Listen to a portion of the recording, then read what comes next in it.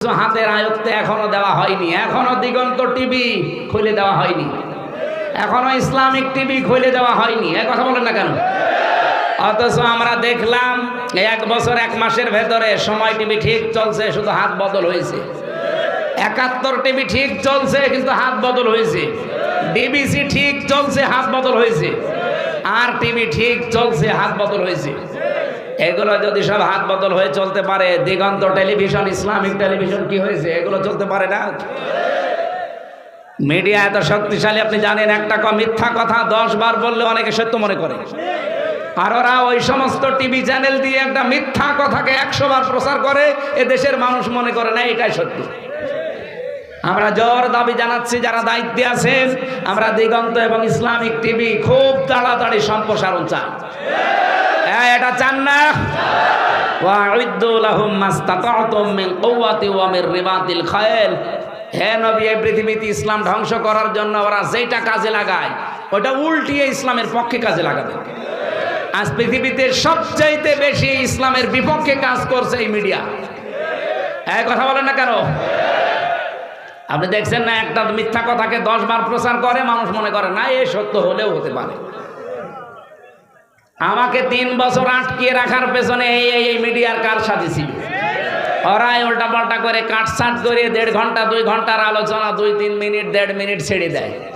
আগের কথা নেই, পরের কথা নেই। আমার রিমান্ডে শুধু ওইটাই শুনিয়েছি, এখানে পেশাব করিবেন, না করিলে 50 টাকা জরিমানা। মানে কমা দেওয়ার কথা, আর ওরা দেয় কোথায়? এই জন্য মিডিয়ায় যারা কাজ করছেন তাদের আরো অ্যাক্টিভ হওয়া লাগবে, কারণ এটা ইবাদত। আপনাকে এই ক্যামেরা ভিডিও আপনাকে জাহান্নামে নিয়ে যাবে, এইটাই আপনাকে জান্নাতে নিয়ে যাবে যদি আপনি ওই মানের কাজ করেন। কথা বলেন।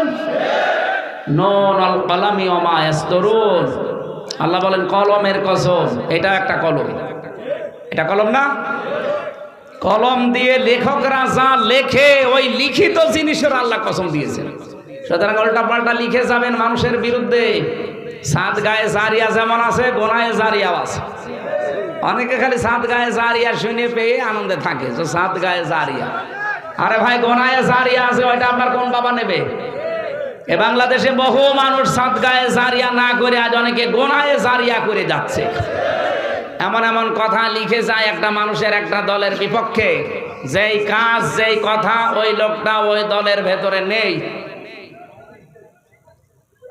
আন্দাজে আপনি এগুলো ছড়িয়ে যদি কালার করার চেষ্টা করেন, আপনি হয়তো মরে যাবেন আর 50 বছর পর, কিন্তু আপনার এই মিথ্যা লিখিত বই, মিথ্যা লিখিত পত্রিকা কি মরে যাবে?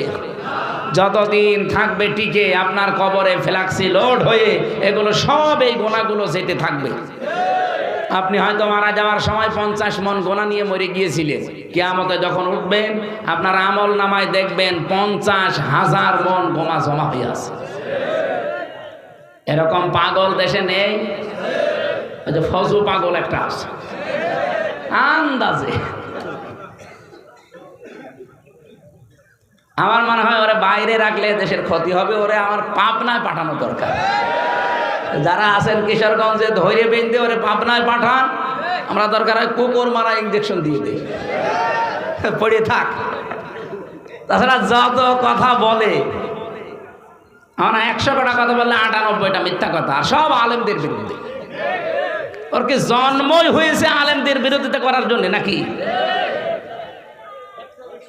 যারা আমাদের উচিত, মানুষকে যারা মানুষের দাসত্ব থেকে মুক্ত করে আল্লাহর দাস বানাতে চায়, আপনি সেই দলে যোগ দেন যাদের দ্বারা তাড়াতাড়ি ইসলাম কায়েম করার সম্ভাবনা বেশি। সেই দলে আসেন, আপনি সফল হতে পারবেন। এই আয়াত আর এই হাদিস আমি এখন বানালাম। বলেন বলেন।